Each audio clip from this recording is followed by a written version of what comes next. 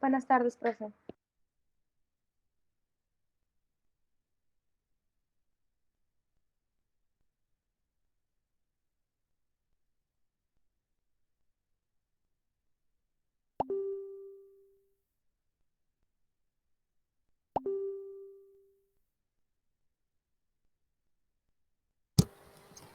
Vamos a empezar lista.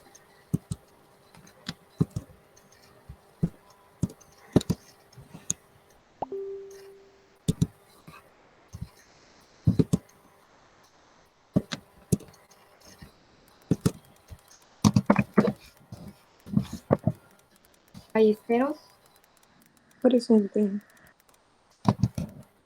Barbosa, Presente. Blanco, Presente. Cárdenas, Presente. Cárdenas López, Presente.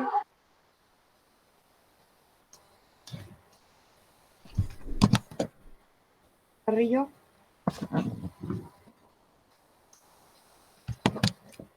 Félix,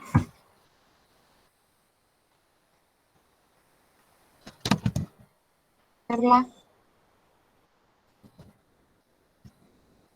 González, Presente.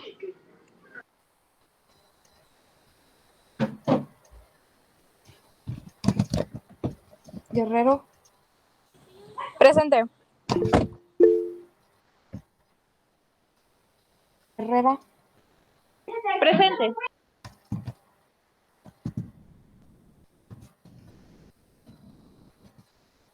Ligareda, Presente. López Santos, Presente.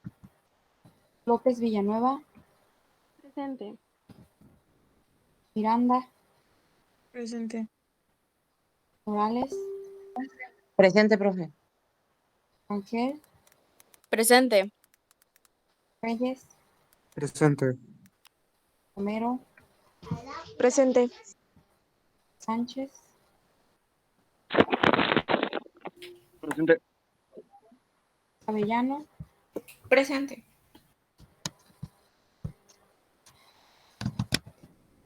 Uscanga y Velázquez. Presente. Muy bien. Presente Carrillo. Ok, Carrillo.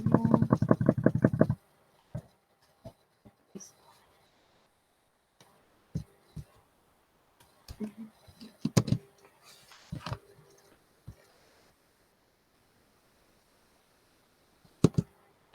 Vamos a tomar la evidencia. Prendan sus cámaras, por favor.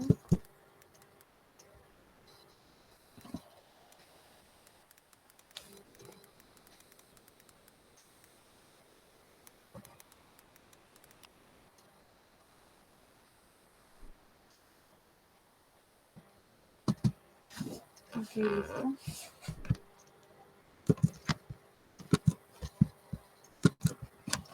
Vamos a iniciar ahora sí. Y nos pongo la...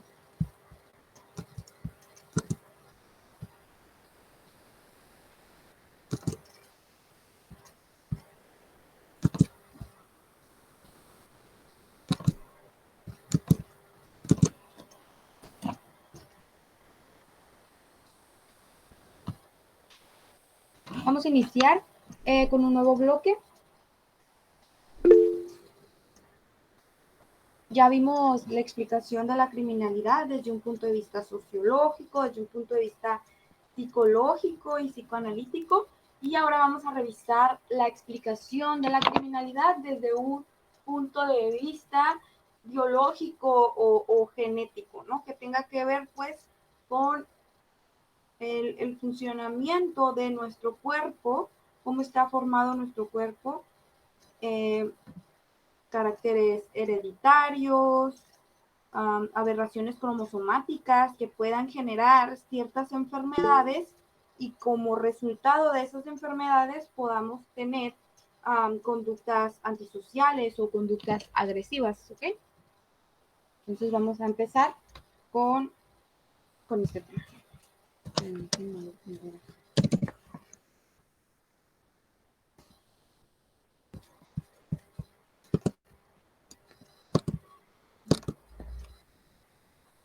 Ok, entonces.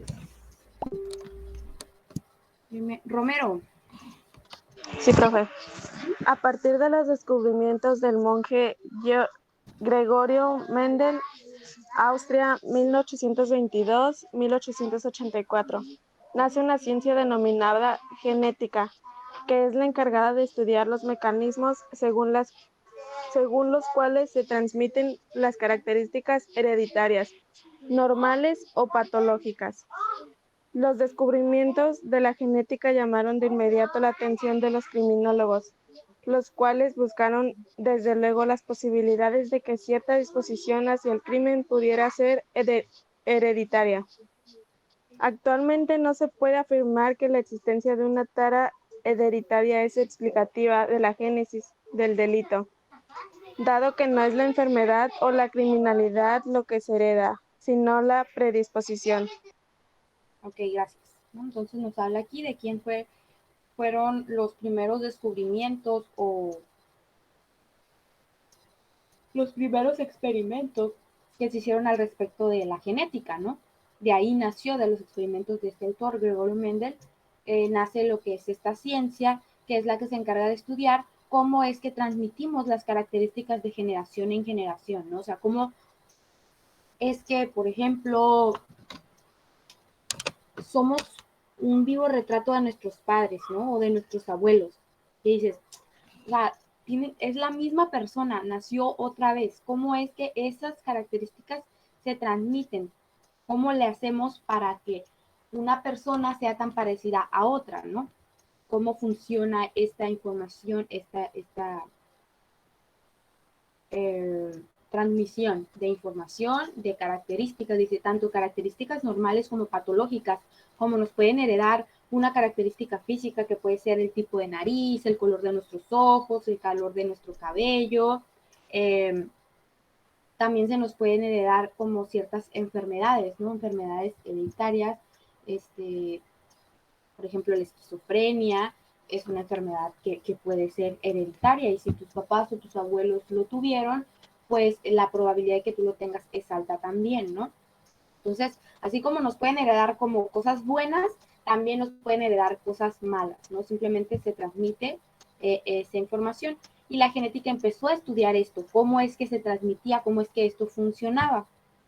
En base a que empezaron a surgir pues toda esta información, estos experimentos, estas teorías, los criminólogos obviamente voltearon hacia ello porque desde antes de que existiera esta cuestión de la genética, ya se buscaba una explicación de la criminalidad, ¿no? Porque la criminalidad ha existido desde mucho tiempo atrás.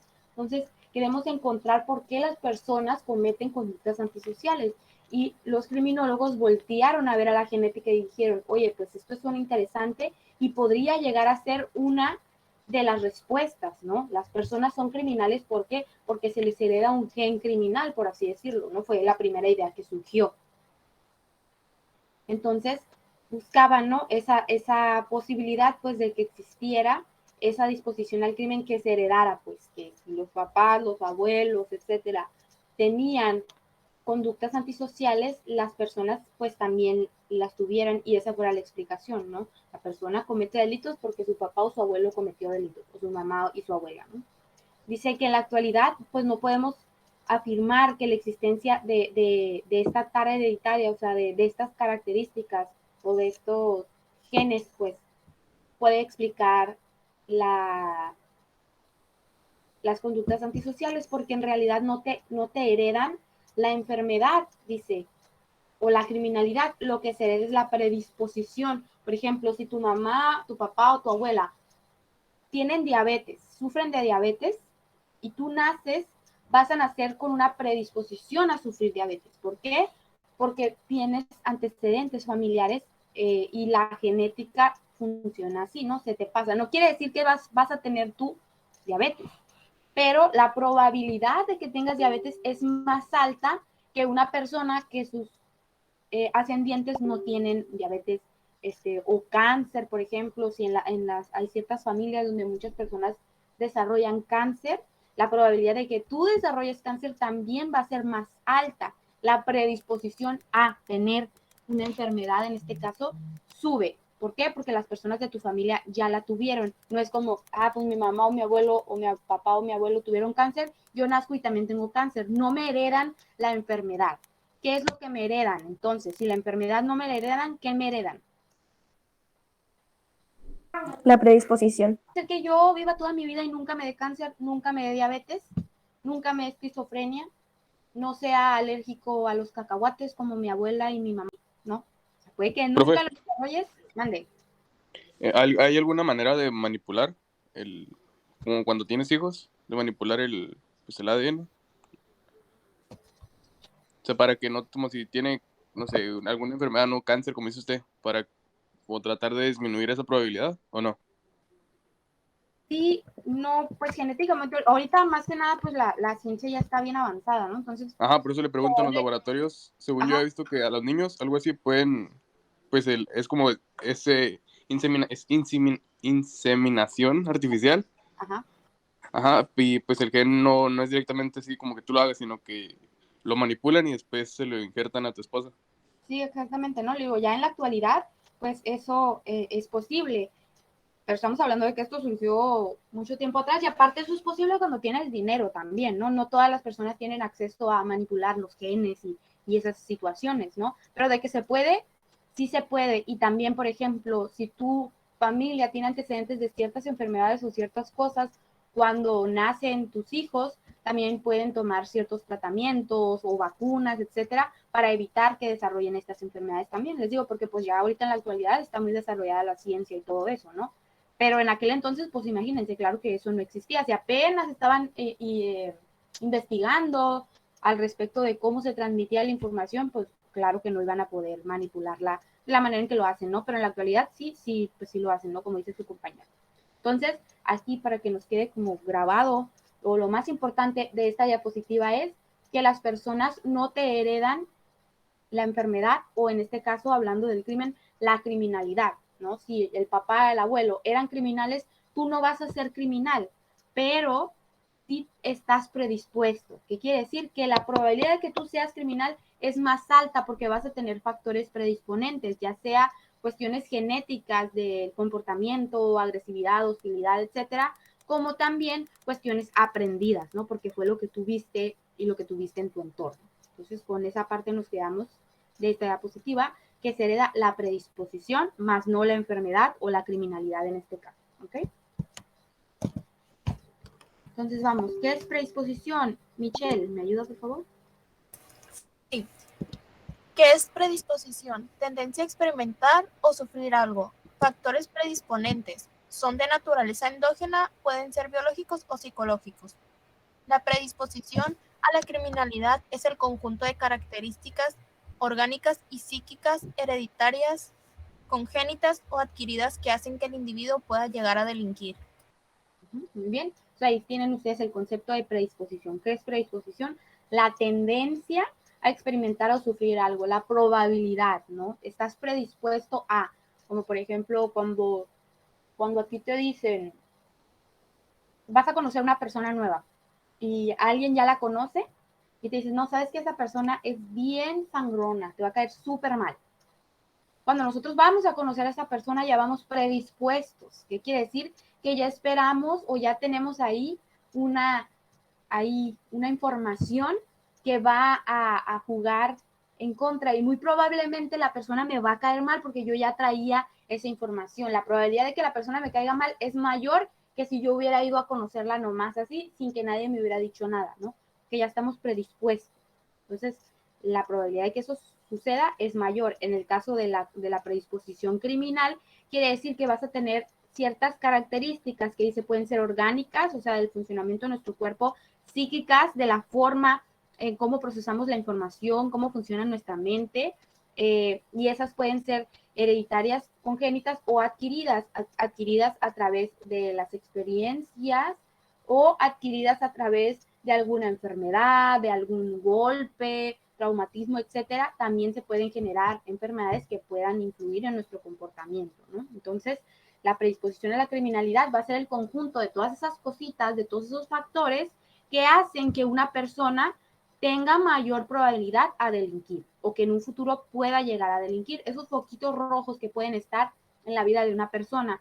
No quiere decir que si yo tengo estos focos rojos, delinco. No es así, pero sí es más probable que yo lo haga que las personas que tienen sus foquitos apagados, ¿no?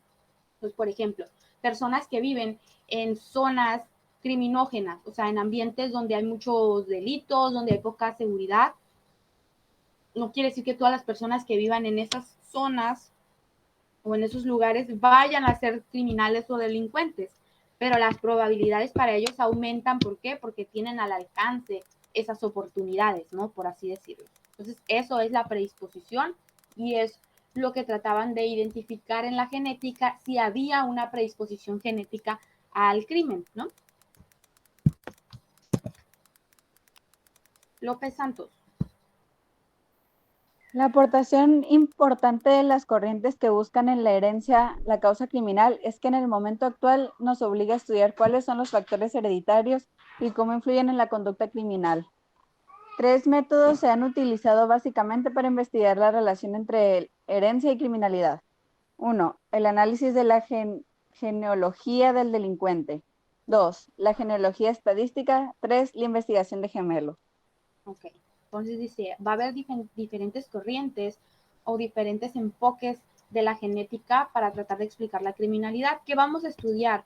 Vamos a relacionar variables y ver pues qué resultados nos dan, o sea, si realmente tiene que ver o no con la criminalidad y obviamente con la genética, ¿no? Entonces, el primero es estudiar el árbol genealógico, ¿no? La genealogía del delincuente, o sea, irnos hacia arriba para ver si el abuelo, la abuela, la mamá, los tíos, las personas arriba de él en su línea de su árbol genealógico presentaron conductas antisociales y, por ejemplo, eso se les pregunta a los internos cuando entran al centro de reinserción social. Se les realiza pues obviamente una entrevista criminológica, ¿no? Para conocer todos sus antecedentes y nosotros preguntamos si algún familiar tiene o tuvo alguna enfermedad mental o alguna enfermedad crónica o ha tenido conductas antisociales y los familiares han cometido delitos también, etcétera, porque eso nos da a nosotros una idea de cuáles pueden ser los factores predisponentes que esta persona puede llegar a tener y así podemos entender un poquito más su conducta y por qué llegó a cometer el delito, ¿no? Entonces, nos basamos primero en lo particular, que es la genealogía del delincuente, el árbol genealógico de esta persona, y luego nos vamos a la cuestión estadística, comparando con otros casos o en otros lugares esa información para ver en qué tipo de delincuente puede llegar a encajar o en qué tipo de situación esta persona estaba para poder comprender su comportamiento. Y luego en el estudio de los gemelos para ver, por ejemplo, ya ven que hay 2 tipos de gemelos. Bueno, tenemos los cigóticos y disigóticos, que son los idénticos, y los mellizos o los cuates, ¿no? Entonces, ahí es una de las maneras mucho más fáciles de ver o de explicar lo que es la genética, porque la genética de estos sujetos es la misma, ¿no? Similar. Por ejemplo, si yo y mi hermana, sí, somos hermanas y tenemos la misma sangre, mismo papá y mismo mamá, pero nuestra genética es diferente. ¿Por qué? Porque fueron embarazos completamente distintos, porque fueron información distinta que entró ahí, ¿no? Si me explico, cuando fue la creación de nosotros en el vientre de nuestra mamá, ¿no? Entonces, sí podemos ser hermanos y podemos tener la misma educación y vivir las mismas experiencias, pero no es lo mismo que compartir la información genética que sucede con los gemelos, ¿no? Entonces, ahí es la manera mucho más fácil, lo que vieron ellos más certera para poder explicar y decir, aquí nos vamos a dar cuenta cómo es que funciona la genética en la cuestión de la criminalidad, ¿no? Entonces vamos a ir viendo ahorita cada una de estas corrientes que trataban de explicar la criminalidad desde la genética, ¿no?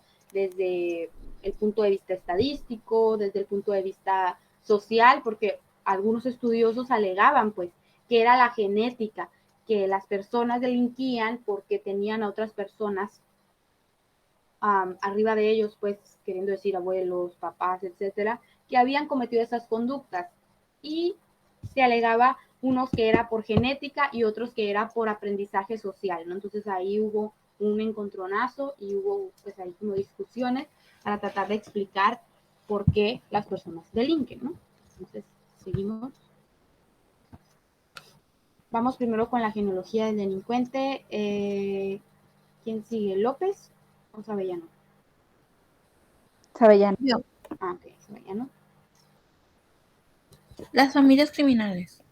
Pensando en la herencia criminal, varios investigadores, Hale, G. Loon, Dugdale, Despin, Maxwell, Gorina, etc., orientaron sus esfuerzos al estudio de familias criminales, realizando una verdadera genealogía criminal, encontrando concordancias notables y demostrando que existen familias célebres en las que la mayoría, por no decir la totalidad de los componentes, son criminales.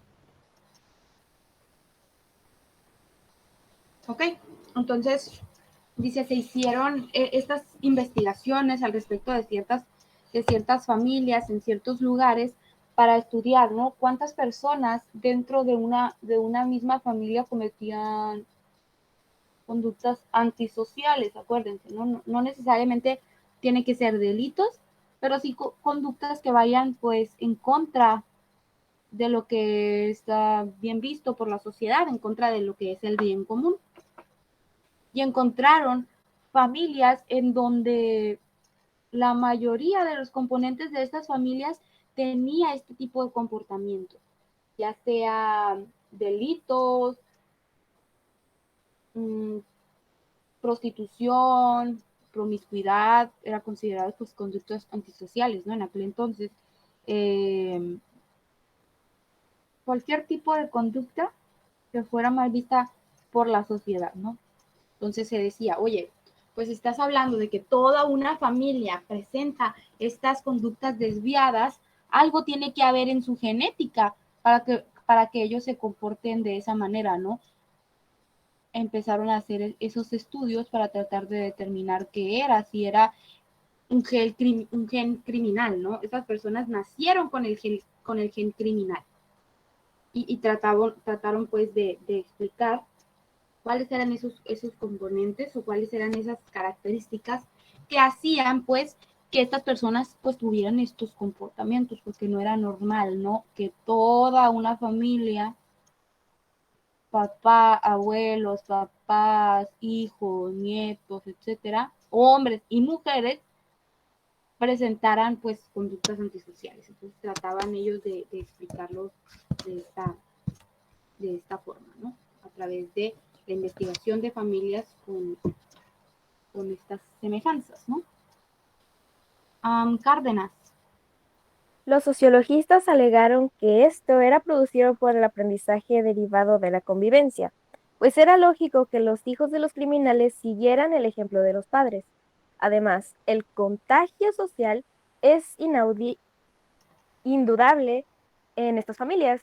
Por esto se buscaron nuevos métodos de investigación. Ok, como les estaba comentando, ¿no? Entonces, los estudiosos de la genética decían, pues ahí está, ¿no? Todas y cada una de las personas de esta familia presentan conductas antisociales, pues es la genética, obviamente, ¿no? En sus genes está esa información y es por eso que se comportan de dicha manera. Entonces ahí salieron los sociólogos, dijeron, pues claro que no, o sea, tú mismo lo estás diciendo. Si todas las personas de una familia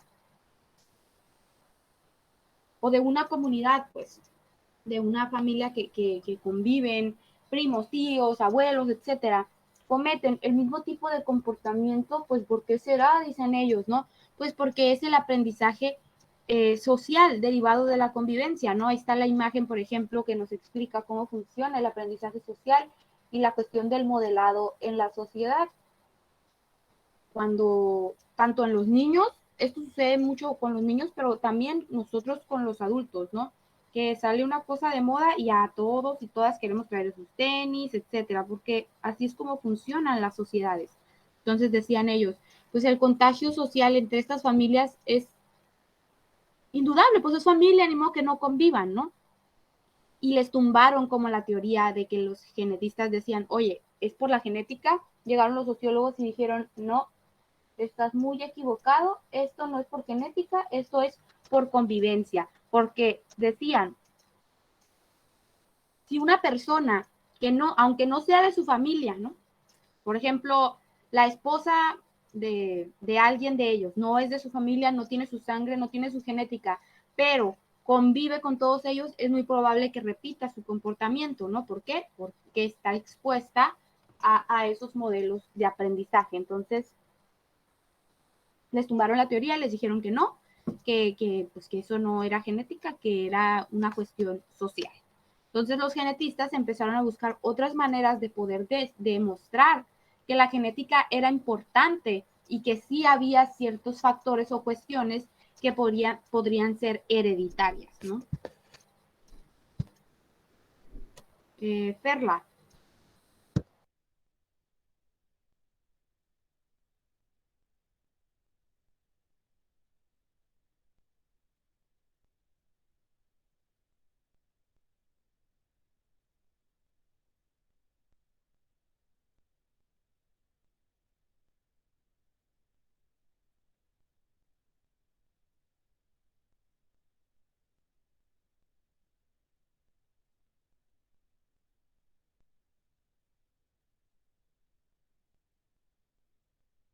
Ok, ¿no? Entonces, aquí ya se fueron a lo general, ¿no? Les digo, anteriormente fue en casos particulares donde decía, mira, pues en esta familia sucede esto. Después ya se empieza a usar la estadística y empiezan a relacionar todas esas variables y a ver, pues, oye, dentro de los centros de reinserción social, dentro de las cárceles, yo tengo a estas personas que comparten estas características. ¿Y cuáles son? Ahí nos dicen, ¿no? Que las personas que estaban en prisión por delitos graves eran aquellos, o sea, la mayoría de ellos tenía ambos padres con conductas antisociales. ¿Qué quiere decir? Que su mamá y su papá también tenían antecedentes de cometer este tipo de conductas, ¿no?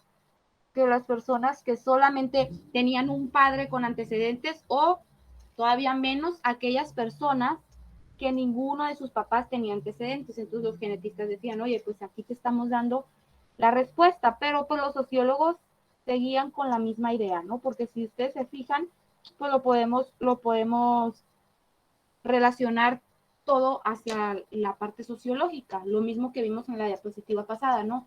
Estás diciendo que tenía dos modelos a seguir, dos modelos criminales, pues estaba expuesto todavía más a conductas antisociales y por eso las aprendía. Si uno no era criminal y el otro sí, el porcentaje de conductas antisociales que la persona podía imitar o podía estar expuesta disminuía, ¿no? Y por eso también podía disminuir su comportamiento criminal. Entonces, los sociólogos seguían diciendo que no era la genética, que simplemente era el contagio social, ¿no?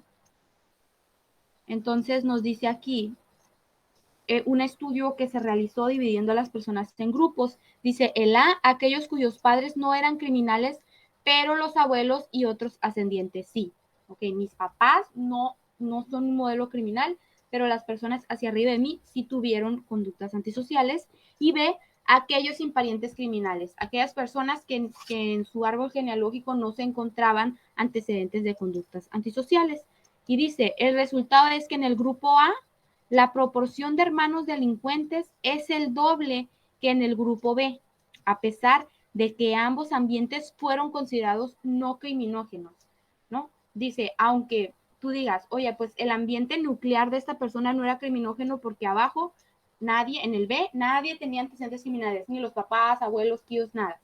En el grupo A, los papás no, pero los abuelos, los tíos sí, y a lo mejor no convivieron con ellos, o a lo mejor sí, pero no es lo mismo, ¿no? Que vivir en una misma casa, por ejemplo, ¿no? Que es donde vives con tus papás, etcétera, y tus hermanos nomás, Entonces dice, los ambientes de estas personas en ambos grupos se consideraban ambientes no criminógenos porque no tenían estos modelos presentes en su vida diaria. Y aún así dice, en el grupo A, la proporción de personas con conductas antisociales era mayor que en el grupo B. No quiere decir, fíjense, no dice ahí que aunque no exista una predisposición genética, no vaya a surgir criminalidad, porque a pesar de no tener ningún pariente criminal, en el grupo B también surgieron criminales. Y esto nos da la respuesta o nos da la idea, pues, de que la criminalidad no solamente es una cuestión genética, no solamente es una cuestión aprendida, puede ser una cuestión de oportunidad, puede ser una cuestión, pues, por otros factores, ¿no? Entonces, aquí, en base a este estudio, nos da, pues, estos resultados, ¿no? Que las personas con ascendientes criminales, o sea, que personas en tu árbol genealógico arriba hayan tenido ciertas conductas, la predisposición y la probabilidad de que tú los presentes es mayor que si nadie antes lo ha tenido. ¿Ok? Pero igual, haciendo una analogía a la enfermedad, hay personas que nadie de su familia ha sido diabético y ellos son los primeros en su familia, ¿no? Ni los abuelos, ni los papás, ni sus hermanos, y es el hermano menor de 4 y él sale con esta enfermedad, ¿no? Entonces, sí puede pasar, aunque los demás no tengan la enfermedad, tú la puedes desarrollar, al igual con la delincuencia, aunque nadie haya tenido, tú la puedes desarrollar, ¿no? Entonces, dice, un grupo bastante apreciable de investigadores se dedicó a buscar taras hereditarias de delincuentes convictos, distinguiendo taras directas, padre y madre, y taras en general ascendientes. Dice, el acuerdo es general en que los reincidentes tienen más de doble de taras hereditarias que los delincuentes primarios. A taras hereditarias nos referimos pues a características que se les heredan a estas personas de predisposición, ¿no? Ya sea una enfermedad, ya sea el tipo de conducta o de comportamiento, que sean personas agresivas, que sean personas hostiles, etcétera. Todas esas situaciones que se pueden heredar, estos autores empezaron a clasificarlas y a decir, hay taras directas que es padre y madre lo tuvieron y tú lo puedes llegar a tener, y las taras en general que son abuelos, tíos, bisabuelos, tatarabuelos, etcétera, hacia arriba, ¿no? Y dice que las personas que cometían delitos y que volvían a cometer delitos eran aquellos con el doble de taras hereditarias. ¿Qué quiere decir? El doble de características, el doble de variables que les fueron transmitidas, ¿no? Que aquellas personas que solamente cometían el delito una vez, o sea, que era la primera vez que cometían delitos, el número de variables y de factores que pudieron haber influido en su comportamiento era menor que aquellas personas que reincidían. Entonces, ¿qué quiere decir o qué es lo que nos daba a entender este estudio? Pues que sí era importante revisar la cuestión de la predisposición y qué factores pueden afectar o pueden hacer más probable que yo cometa una conducta antisocial. ¿Hasta aquí tienen alguna pregunta, algún comentario?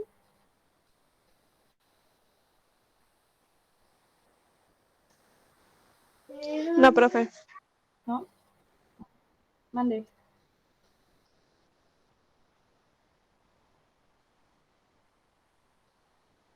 A taras se refiere a las características, ¿no? Como tasas de algo. Dice, pues la tasa de inflación es tal. Si hablamos de cantidades de números, en este caso, las taras se refiere pues al número de características que la persona pueda llegar a tener. A una característica negativa de una persona. Algo malo, algo que pueda llegar a ser heredado, esa característica que nosotros vamos a tomar en cuenta que está influyendo en la conducta antisocial. ¿Sí me expliqué?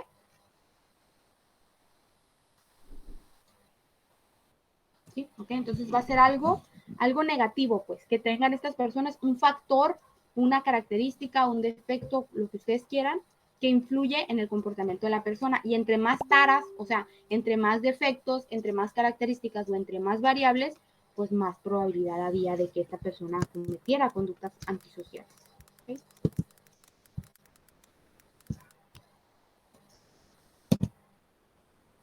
Entonces, nos vamos ahora a lo que es el estudio de gemelos. Les digo, los sociólogos seguían insistiendo, pues, que tenía que ver con el contagio social exclusivamente y nada que ver con la genética. Entonces, los genetistas trataban de explicar, pues, que no era así. ¿Quién sigue? ¿Perla? ¿Ya leyó? ¿O sigue Naomi? Estudios en gemelos. Principiemos por recordar que existen dos tipos de gemelos. A. Monocigóticos, llamados también gemelos idénticos, que son producto de un solo óvulo fecundado por un espermatozoide. B. Diacióticos, no lo entiendo. Conocidos también mellizos heterocigóticos, que procede de dos óvulos desprendidos al mismo tiempo y fecundados simultáneamente por dos espermatozoides. Ok, muy bien, gracias. Entonces ahí tenemos los tipos de gemelos que existen, que les estaba yo comentando. Los primeros son los monocigóticos, los gemelos idénticos, y ahí tienen la imagen para que ustedes puedan percatarse cuáles son. Tenemos aquí los gemelos monocigóticos. Son producto, dice, de un solo óvulo y de un solo espermatozoide, y es por eso que tienen la misma información genética, porque cada óvulo tiene una información genética distinta y cada espermatozoide tiene una información genética distinta, ¿no? Entonces, estos bebés, los bebés idénticos, nacen en una misma bolsa, en un mismo saco, y comparten todo, van a ser dos niños, o van a ser dos niñas, o van a ser blanquitos, van a ser morenitos, van a tener el pelo chino o el pelo lacio, los ojos azules o verdes, son idénticos. Profe, ¿Ok? Mande. esos son los que salen de un solo saquito, son los que son más probables a que tengan deformidades. La verdad ahí sí no sabría decirles si tienen más probabilidad o no. No tengo esa información, la verdad. No sabía que había esa probabilidad, de hecho.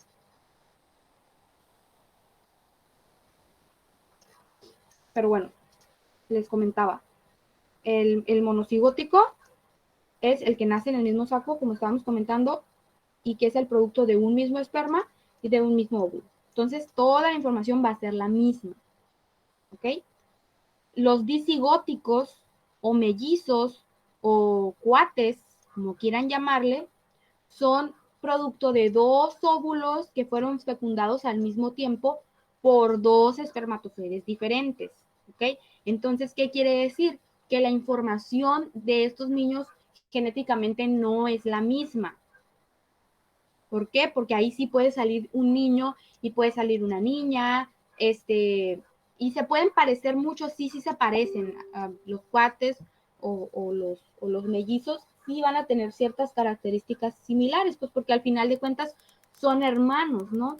Pero no van a ser idénticos. ¿Por qué? Porque la información genética es diferente, ¿no? Un esperma puede ser femenino y otro masculino, y puede salir un niño y una niña, puede salir uno más alto que otro, uno más delgado que otro, uno más blanco que otro, uno con los ojos cafés, otro con los ojos verdes, etcétera. Depende pues de la información que llevara ese óvulo y ese espermatozoide, ¿ok? Entonces esa es la diferencia entre el monocigótico, que son los gemelos idénticos, y el disigótico, que son los mellizos, que son dos sacos diferentes, ¿ok?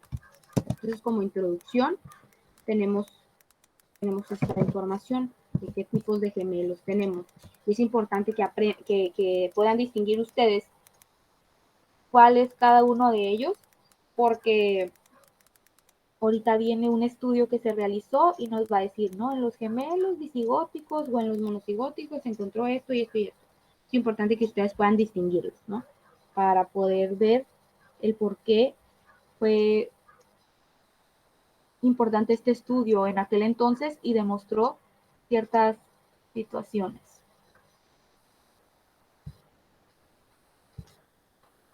Isis, ¿Me ayuda a leer, por favor?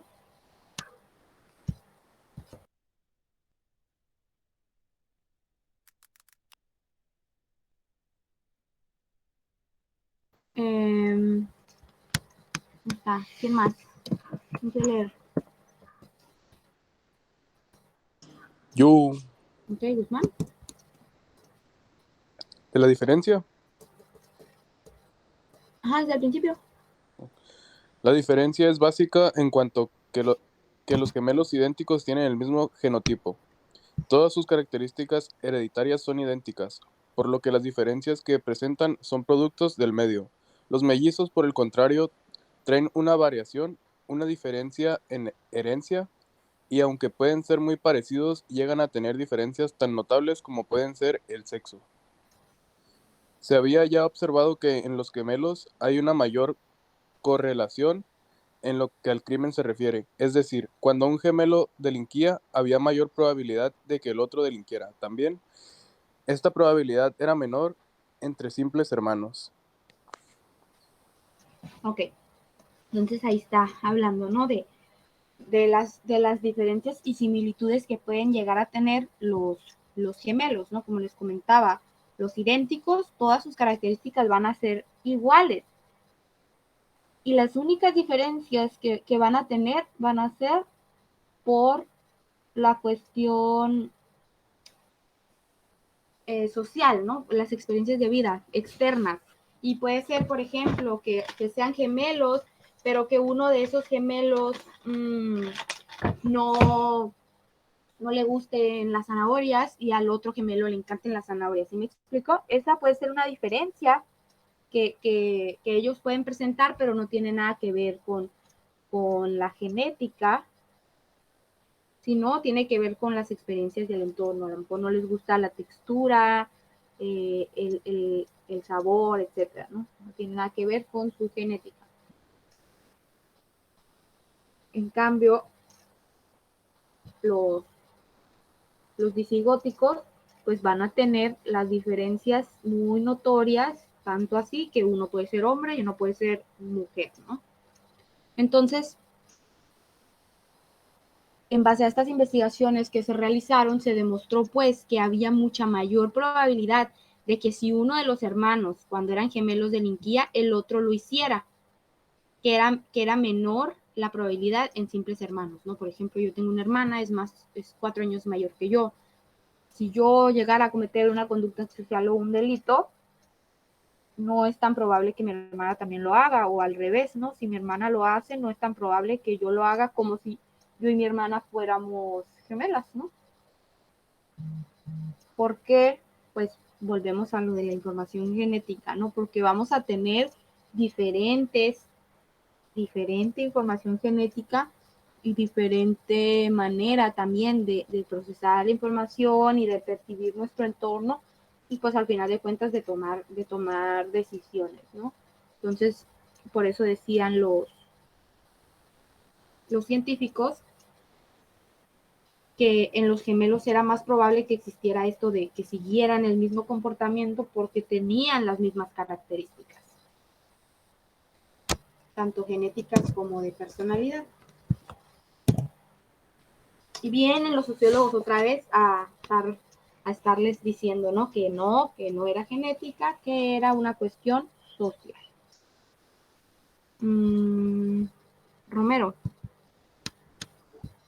Los sociologistas negaron que esta fuera una prueba de factor hereditario y que por lo contrario era argumento a favor del medio, ya que los hermanos gemelos tienen una educación similar y comparten el medio con más intensidad que los hermanos no gemelos, ya que tienen la misma edad, reciben igual alimentación, posteriormente van a la misma escuela, etc.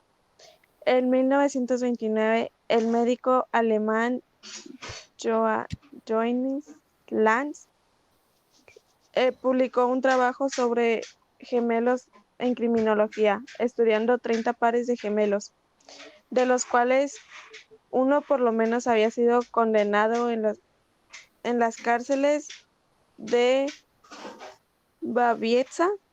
Uh-huh. De estos pares de gemelos, 13 eran monocigóticos y 17 disigóticos. Entre las 13 primeros el segundo gemelo fue condenado en 10 casos. Entre los 17 disigóticos solamente se encontraron 2 condenados en el segundo gemelo. La teoría de Lance en cuanto a las tendencias innatas juegan un papel preponderante en la criminalidad causó un fuerte impacto, ya que echaban por tierra las ideas de aprendizaje de familiar del crimen. Ok, gracias. ¿No? Entonces ahí nos dice, les digo, otra vez llegaron los sociólogos a decir que la cuestión de que los gemelos tuvieran más predisposición a seguir el comportamiento de su hermano gemelo era por el medio, era por el ambiente social. ¿Por qué? Porque los hermanos gemelos, dice, llevan una vida muy similar. Y es verdad, ¿no? Por ejemplo, cuando tienen gemelos, los visten iguales, ¿no? Y pues tienen el mismo cumpleaños, van a la misma escuela, por lo general tienen una vida muy similar todo el tiempo. Cuando tenemos hermanos que no son gemelos, puede ser que nuestras mamás también, sí, nos vistan igual, ¿no? Aunque si son 2 niñas, por ejemplo, te llevan 2 años, 3 años, pero no es lo mismo porque las etapas van diferentes, ¿no? Por ejemplo, los gemelos aprenden a comer al mismo tiempo, aprenden a dejar el pañal al mismo tiempo, y los que no son gemelos, pues no, porque cada uno va pasando de etapa a etapa en diferentes épocas, ¿no? Entonces dicen, no es lo mismo, los gemelos sí llevan una vida muy similar, que hasta van a la misma escuela y terminan estudiando lo mismo. Y ya cuando son grandes, a veces es tanta esa cercanía que tienen con su hermano gemelo que siguen con esta cuestión de, por ejemplo, seguir vistiéndose iguales, no porque la mamá quiera, sino porque a ellos les gusta, o seguir yendo a la misma escuela. Por ejemplo, ya en la universidad, cada quien elige lo que quiere ser, ¿no? Y ¿saben qué? Los dos queremos ser abogados, los dos queremos ser criminólogos, ¿ok? Entonces, tienen la misma educación, las mismas experiencias de vida. Claro está que la percepción puede variar y puede ser que uno mire las cosas o que algo le guste y que al otro no, pero el punto de los sociólogos era pues que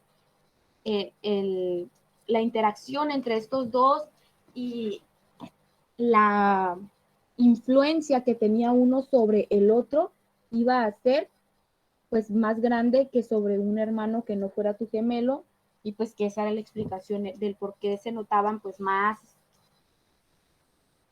se miraba pues que si un gemelo delinquía, el otro también lo hiciera, no tanto por la información genética, sino por las experiencias de vida que ellos llevaban o manejaron, ¿no? Entonces después Lance nos trae este estudio, ¿no? Sobre los gemelos y nos habla de que fueron 30 pares de gemelos con los que estuvo trabajando, pares de gemelos que fueron condenados o sea, que ya habían cometido conductas antisociales, no gemelos sin conductas antisociales, sino personas que ya habían cometido delitos. Dice, estas personas o estos grupos de gemelos que fueron estudiados, 13 eran monocigóticos y 17 disigóticos. Recuerden, ¿cuáles eran los monocigóticos? Los gemelos, Los gemelos, los idénticos. Ajá, los idénticos, ¿no? Y los disigóticos van a ser los mellizos o los cuates, ¿ok? Entonces dice, 13 eran de los idénticos y 17 eran de los cuates. Entre los primeros 13, el segundo gemelo fue condenado en 10 casos. Fíjense, solamente 3 de los hermanos de esos 13 que eran gemelos idénticos no cometieron una conducta antisocial, o sea, no siguieron el comportamiento de su hermano, o por separado, aunque no cometieran el mismo delito, pues, sino que tuvieran este tipo de comportamiento. Solamente 3 se salvaron. Los otros 10, o sea, de esos 13 que estaban en la cárcel, tenían pues sus 3 hermanos, ¿no? Que eran sus gemelos. Y de esos 13, 10 también cometieron delitos y solamente 3 no. ¿Ok? Y de los disigóticos, que eran los mellizos, solamente se encontraron 2 condenados en el segundo gemelo. ¿Ok? Entonces esto quiere decir, pues, que aunque tengan la misma experiencia, las mismas experiencias de vida, que es lo que hablaban los sociólogos, que decían, los gemelos en general, tanto monocigóticos como disigóticos, tienen las mismas experiencias, tienen una unión, ¿no? Como esa cierta comunicación que pueden llegar a tener los gemelos, ¿no? Esa relación tan estrecha porque llevan su vida y todas sus etapas y todos sus milestones, o sea, las cosas nuevas que tienen que hacer, las hacen al mismo tiempo. Por lo tanto, su relación es mucho más estrecha, tanto en los que son idénticos como los que no son idénticos. Pero aquí nos está arrojando que aquellos que tienen la misma información genética sí cometían los delitos en mayor probabilidad que los que tenían distinta información genética. No dejan de ser gemelos, pero acuérdense que los disigóticos son 2 espermas y 2 óvulos diferentes, y en cada esperma y en cada óvulo hay información distinta. Entonces la genética no es la misma y por lo tanto dice, no se transmitieron los mismos, las mismas taras hereditarias, ¿no? Aquellos defectos o aquellos factores que pudieron influir en el comportamiento de las personas. Entonces aquí trataban ellos de demostrar pues que no era cierto, pues que no era por la relación de los hermanos, así hablando ya en el exterior, pues sino que tenía que ver con la forma en cómo estaban constituidos y esa información que les fue pasada cuando nacieron, ¿no? Bueno, cuando se crearon. Entonces, hasta aquí tienen un comentario. No, profe, ninguno. Ok, vamos a pasarnos al otro link porque ya quedan 8 minutos.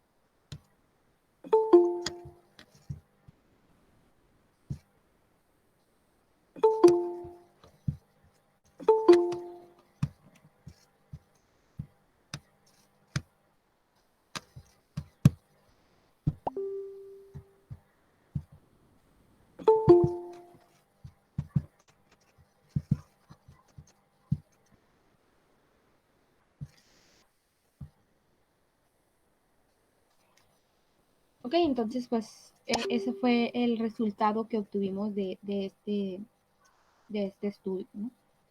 ¿Qué nos deja aquí como conclusión? Pues que sí, que había una relación entre la información genética que compartían y su comportamiento, y no tanto los factores externos y sociales como comentaban estos sociólogos, ¿no?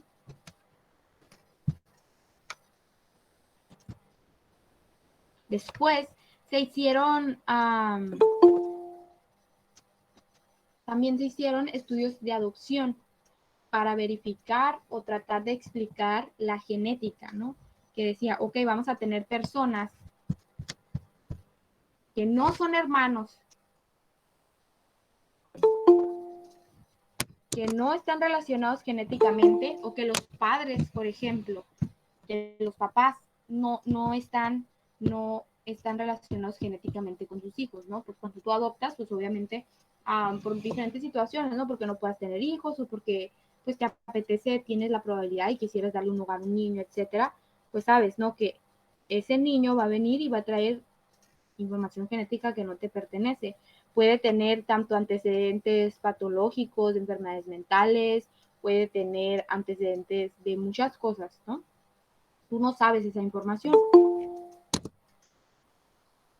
Entonces, se trató de hacer estos estudios para demostrar, pues, que aún que la persona no conviviera con su familia nuclear, la genética y la predisposición podía desarrollarse, ¿no? Y ahorita lo vamos a ver. Dice, otra técnica utilizada para averiguar las influencias genéticas frente al medio ambiente es la de estudiar criminales y no criminales adoptados y su relación con los padres biológicos y adoptivos, según estos sean criminales o no. O sea, estas personas que cometieron conductas antisociales y que tienen padres adoptivos,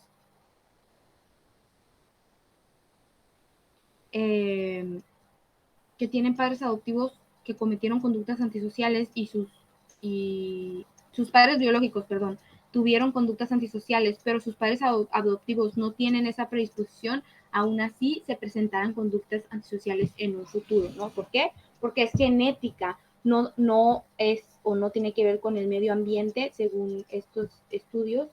Claro que el medio ambiente también nos puede dar otros factores. La genética no lo es todo, ¿me explico? Y los genetistas no trataban de lograr decir, es que la delincuencia se genera solamente por la genética, no, sino que trataban de decir que era importante y que era una parte de, que también se va a ver relacionada con el medio ambiente y la cuestión sociológica. Es obvio que la sociedad y el ambiente en el que estamos puede afectar e influir en nuestro comportamiento. Pero los sociólogos alegaban que no, que la genética no tenía nada que ver, que era solamente la cuestión sociológica, y por eso insistían los genetistas en decir, oye, sí hay una importancia y una relevancia de la información genética en las conductas antisociales. Por eso hasta la fecha dices mucho papeleo para poder adoptar a un niño. También porque muchas personas quieren adoptar un niño y dicen, yo quiero a este niño, pero no quiero que tenga ningún problema, no quiero que tenga, oye, pues si hubieras tú podido tener o tuvieras hijos propios, a lo mejor también traerían problemas, ¿no? Porque traemos información de muchas personas atrás, no solamente de nuestros padres, ¿no? Entonces sí, es un show también pues para proteger tanto a los niños y porque las familias también a veces no aceptan ciertas características, ¿no? Aunque desgraciadamente pues muchos de los niños que están en adopción presentan ciertas pues problemáticas, ¿no? Dice, Kuttner demuestra que los hijos de los criminales delinquen con mayor frecuencia que los hijastros de los mismos, poniendo en duda los razonamientos sociologistas. Dice, fíjense, pongamos un ejemplo, hay una persona, un criminal, ¿no? Y ese criminal va a tener un hijo biológico y después adoptó a otro hijo. Ambos son hijos de él, porque ambos crecen con él, con la misma educación, en el mismo ambiente y miran, ambos tienen el mismo papá, ¿no? Y miran que ese papá comete conductas antisociales, pero el hijo biológico es más probable y comete conductas antisociales que el hijo no biológico, que el hijo adoptivo. Y dice ahí, es ahí donde el razonamiento sociologista no concuerda, porque si tú estás diciendo que los niños hacen o estas personas pues crecen y cometen conductas antisociales porque es lo que ven, porque este hijastro que tiene esta persona no está respondiendo a eso que está viendo, ¿no? Porque no solamente es lo social, dice ahí, sino también lo genético, porque el hijo biológico ya va a traer una predisposición hereditaria a ciertas conductas, a ciertas enfermedades, a ciertas situaciones que a lo mejor el hijastro no las tiene. Y aunque tengamos un factor que sería lo social, no tenemos los otros y por eso no llega o no pasa al acto que sería cometer la conducta antisocial. Una conducta antisocial es la suma de diversos factores dependiendo qué cantidad de estímulo criminógeno tú necesitas para pasar al acto, ¿no? Entonces, no va a ser lo mismo en todas las personas. Hay personas que tienen un umbral criminal alto, otras personas que tienen un umbral criminal bajo. ¿Qué quiere decir? Que hay personas que nomás con 1 o 2 factores pasan a la conducta antisocial y va a haber otras personas que pueden tener esos mismos factores y aún así no delinquen. ¿Por qué? Porque tienen otras maneras de resolver sus situaciones o tienen otras habilidades adquiridas que les han ayudado a frenar ese comportamiento, ¿no? Entonces, serán los estudios, dice, de los gemelos que resolvieron esta enigma que surgía, ¿no? Entonces, sí, la genética es importante y en base a estos estudios de las adopciones nos pudimos dar cuenta, ¿no? Entonces dice, estos autores estudian las adopciones habidas en esta etapa, en estas fechas, en Dinamarca, con un número de 14.433 personas adoptadas, 72.165 personas, para estudiar anomalías psicológicas. Partiendo de este material, hacen su estudio de la criminalidad, llegando a los siguientes resultados. Dice, de 1.145 varones adoptados en estas fechas, 185 tenían antecedentes penales, y de estos se pudieron localizar 143 padres biológicos. Entonces nos quedamos con esta información, con estos datos, ¿no? De todos estos jóvenes, de todos estos hombres que estaban cumpliendo una condena, pudimos encontrar que sus padres biológicos tenían también antecedentes, ¿no? Entonces, de estos 1.145 solamente pudimos encontrar 143 padres biológicos y nos quedamos con esta información. Entonces, se eligieron estos 143 casos en los que los sujetos, dice, fueron no criminales como grupo de control. Entonces, las estadísticas o lo que nos arrojó este estudio fue lo siguiente, dice, si ninguno de los padres, ni biológico ni adoptivo, es criminal, el 10.4% de los hijos es criminal. ¿Qué quiere decir? Que a veces tenemos o se cometen pues conductas antisociales, no por una cuestión hereditaria, sino por una cuestión situacional, por una cuestión social, etcétera, ¿no? Entonces, el 10.4% de las personas, aunque no tengan ni papás, ni biológicos, ni adoptivos, aún así cometen conductas antisociales. Luego dice, si el padre adoptivo es criminal, pero el biológico no, la cifra sube tan solo al 11.2. Fíjense la diferencia, ¿no? No es tanto de 10.4 a 11.2, no sube mucho. ¿Qué quiere decir? Aumenta un factor que sería el factor social, porque la persona está viendo a este padre adoptivo cometer conductas antisociales, está expuesto, ¿no? a un modelo de conducta criminal, pero no tiene antecedentes genéticos, predisposición genética, entonces solamente sube al 11.2, dice, pero cuando el padre biológico es criminal y el adoptivo no, el porcentaje se eleva al doble. Entonces fíjense la importancia de la genética.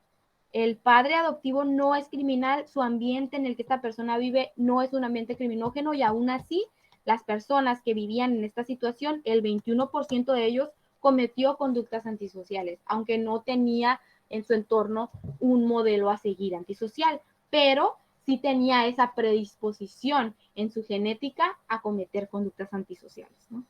Y dice, en los casos en que ambos padres, tanto adoptivos como biológicos, eran criminales, pues obviamente que va a aumentar, porque ya le estás poniendo tanto factores genéticos como factores sociales, ¿no? Y sube hasta el 36.2%.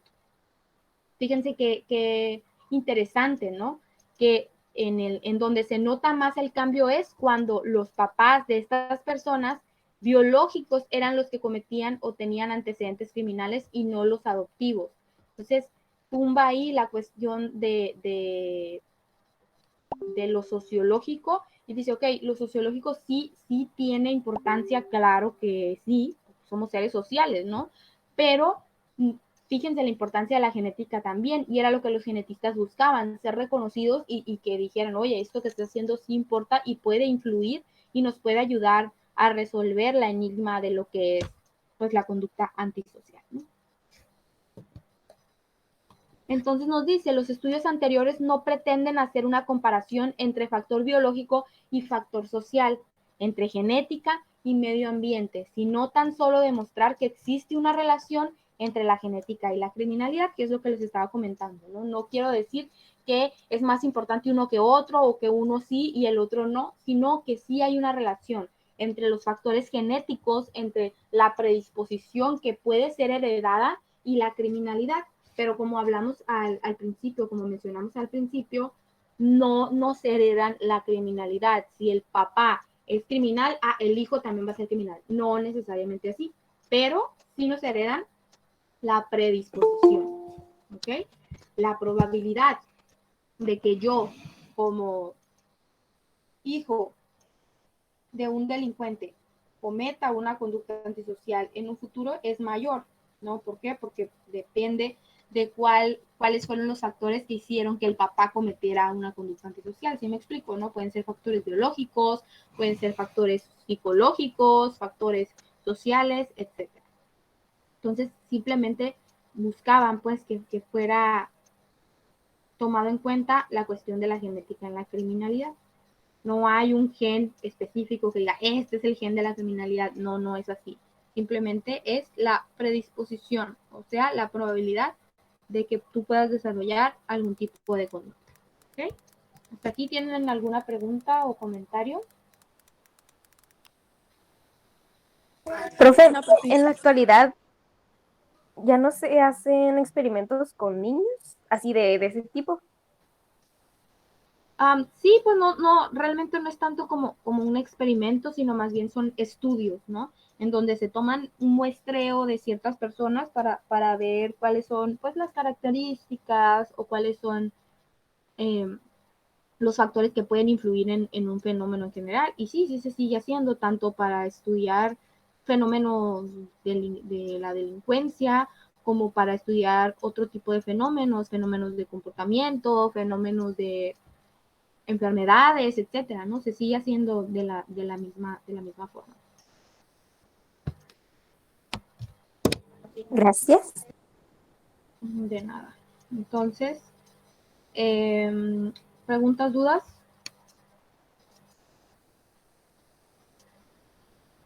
No, profe. No, profe. Ok. Entonces, hasta aquí le vamos a dejar para el día de mañana ya ver este tema de las aberraciones cromosomáticas completo, donde vienen ciertas enfermedades que tienen que ver con los cromosomas que pueden influir en la conducta, pues, del ser humano. ¿Ok? Entonces, pues si no tienen preguntas, dudas, nos vemos el día de mañana. Ok, profe, Ok, muchas profe, gracias. Muchas gracias, profe. Bye, Adiós, profe, profe. gracias. Bye, nos vemos. Profe.